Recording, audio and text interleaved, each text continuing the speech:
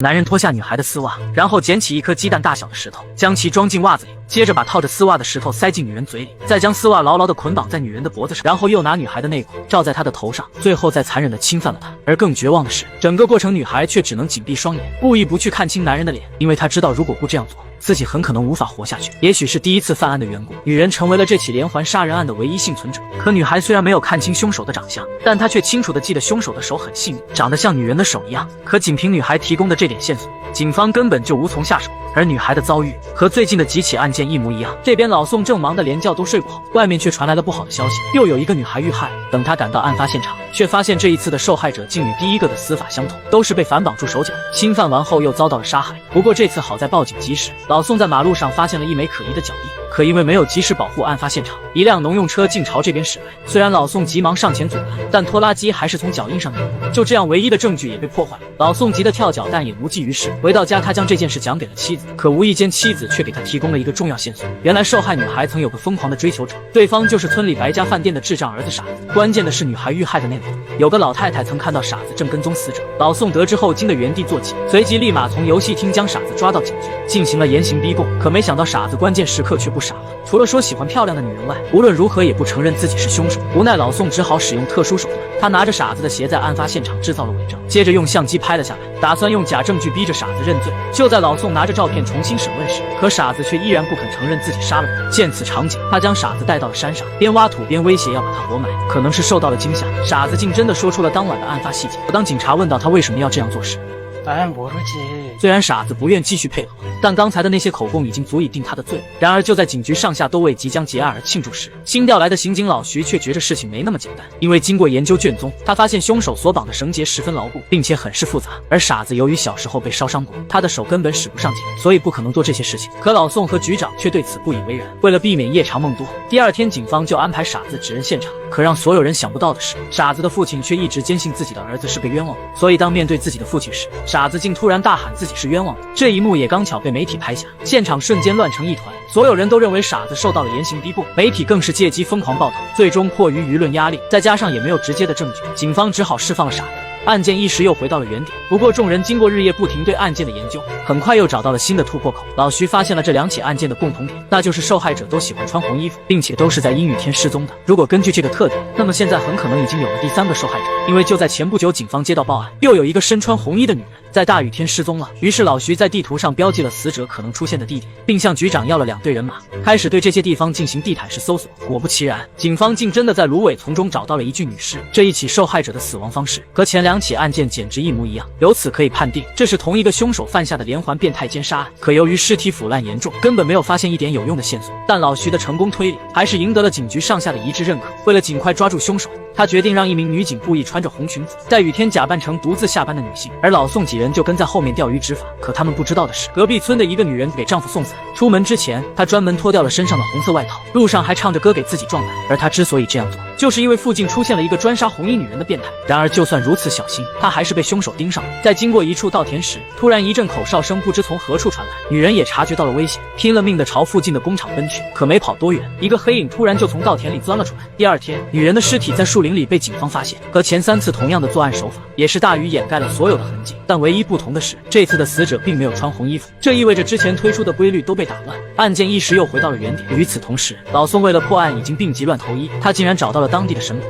打算用玄学的方式来找到凶手。而神婆给了他一张符纸，并告诉他只要将案发现场的泥土装进秘制的药水里，搅拌均匀后再倒在符纸上，等干了以后上面就会浮现凶手的脸。然而就在2人耐心等待时，远处走来了一个身影，见状老宋赶紧躲了起来。谁知等那人走近后才发现竟是老徐，原来他也是来现场寻找线索。可就在这时，远处又走来了一个人，老徐也赶紧躲了起来。结果3人却看到了不可思议的一幕，只见那人从裤子里掏出了一套女士内衣，然后将其摆在草地上，接着做出了不可描述的动作。老宋认为这一定是凶手重返案发现场，于是正准备上前抓住他，却不想同事不小心踩到树枝弄出了声响，受了惊的猥琐男转身就逃，而警察3人组则在后面拼命的追。可当他们追到附近的工地时却傻了眼，因为这里的工人实在太多，还都穿着黑衣服，3人一时无法分辨。而在这时，一个工人弯腰时露出了穿着的红色内裤，老宋随即让这一片工作的人排成一排。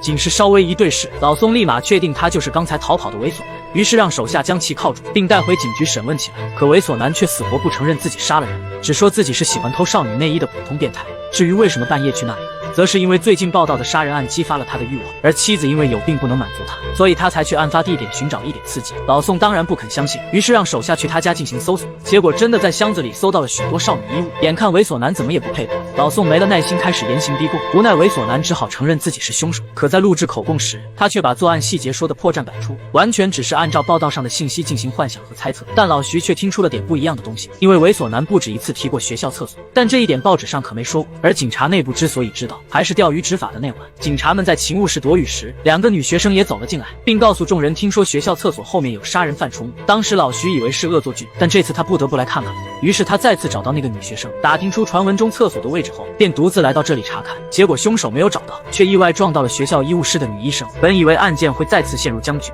却不料一个女警在分析案情时竟意外发现，凶手每次作案的时间都会选择在雨夜，并且当天晚上的地方电台都会播放一首名叫《伤心情书》的歌曲，由此警方推断这首歌极有可能是凶手点的。于是这天下雨的晚上，当《伤心情歌》这首歌曲再次播出的时候，警方就迅速派出大量刑警，对小镇周围进行了摸排蹲点，可最终换来的却是徒劳。凶手这次似乎料到了警方的动作，竟然在歌曲播放前1个小时就选择了作案。当警方找到这次受害的女孩时，她早已是一具冰冷的尸体。不过与以往不同的是，这次法医在给女孩尸检时，竟在女孩的下体发现了大量异物，取出一看竟是被强行塞进去的桃子，而这无疑是凶手再一次对警方赤裸裸的挑衅。就在老宋等人为此感到愤愤不平的时候，警局里的警花突然打来电话，说他找到了昨晚在电台点歌人的信息。于是老宋几人当即就根据警花提供的地址，找到了正在工作的朴新龟。当徐组长看到朴新龟细嫩的手时，他瞬间就断定眼前这个人极有可能是凶手。加上朴新龟是个刚退伍不久的军人，这就表明他拥有绝对的作案能力。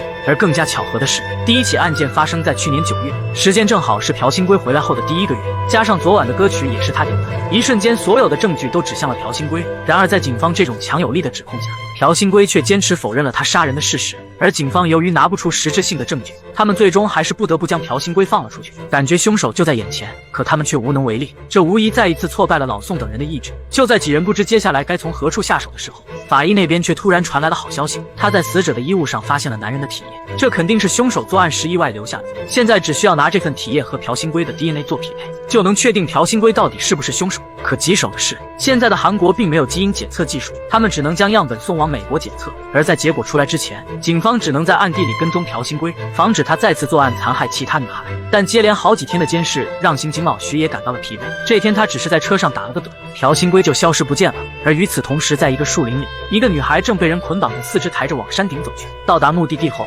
凶手就将女孩放在地上侵犯了她。第2天，女孩的尸体就被发现了，她的死状极其惨烈，连法医看了也忍不住在一旁呕吐起来。同之前的几名遇害者一样，女孩衣衫不整的被凶手反绑着4肢，下体被凶手插入了一支钢笔和勺子。看着女孩的惨状，老徐再也抑制不住心中的怒火，他怒气冲冲的就找到了朴新龟，然后一把就将他拽到了铁轨上，接着拿出手枪就要威胁他承认犯罪事实。虽然朴新龟被打得满嘴是血，但他依旧眼神坚定的不肯承认是他干的。见此情形，老徐打开配枪保险栓就准备毙了眼前这个人渣，但在千钧一发之际，老宋拿着基因检测报告就冲了过来。本以为拿到报告后就可以给朴新龟定罪，不料当他们看到检测结果时，却发现体液跟朴新龟的 DNA 并不匹配，而这就意味着朴新龟可能真的不是凶手。但此时的老徐早已发疯，他觉得这份检测报告肯定有问题，因为昨晚女孩是在朴新龟消失后才遇害的，不可能所有的巧合都发生在朴新龟一个人身上。于是老徐随即就拿出手枪准备击毙他，但是理智的老宋却将他拦了下来。他不想让朴新龟像傻子白光浩一样成为真凶的替罪羊。而从朴新龟坚定的眼神中，办案10几年的老宋第一次看不出真假。随着一辆火车的呼啸而过，朴新龟也慢慢消失在了眼前的黑洞之中。